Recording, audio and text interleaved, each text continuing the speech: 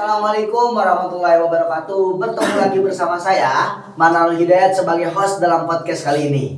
Kita di sini akan membahas terkait isu pendidikan. Tetapi sebelum itu saya akan sedikit memperkenalkan. Di sini telah hadir di bidang pendidikan itu sendiri. Siapa namanya Kanda? Ya, saya Ahmad Hidayat dari jurusan PGMI.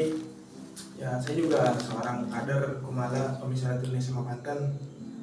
Ya, itulah tadi sedikit CV dari beliau. Mungkin kita hari ini akan sedikit membahas terkait isu pendidikan.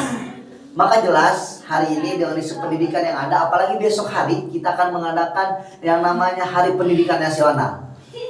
Apa saja terkait isu pendidikan atau pendidikan di kita ini sebagaimana akan seperti apa gitu. Saya akan bertanya kepada Kanda Dayat, bagaimana sih pendidikan di Indonesia saat ini? Ya, menurut saya pendidikan saat ini itu sangat kacau.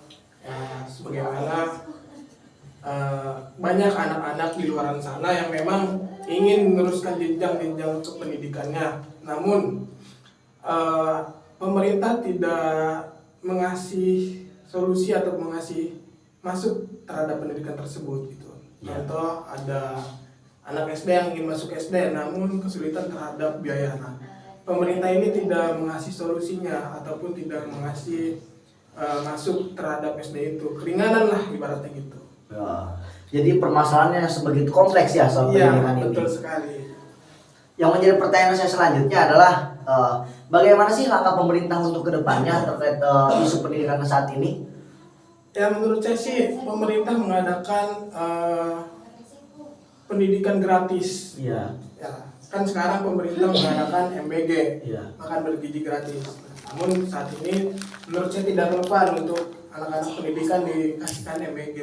Namun yang relevan itu dikasih pendidikan gratis. Kenapa? Agar generasi-generasi kita ada yang meneruskannya. Gitu. Ya. Berarti soal makan gizi gratis ini bagus, program kerja yang bagus, tapi bagi kita gitu kan pandangan dari kandidat ini kurang relevan gitu ya. Karena kita hari ini membutuhkan yang namanya pendidikan gratis terutama kita sebagai mahasiswa gitu ya di bidang mahasiswa itu sendiri.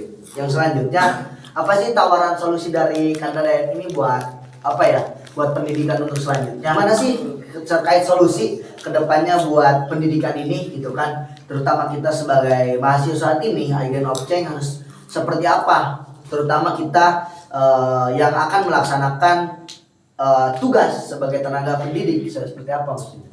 Ya, mungkin solusi yang pertama itu kita melawan terhadap pemerintah.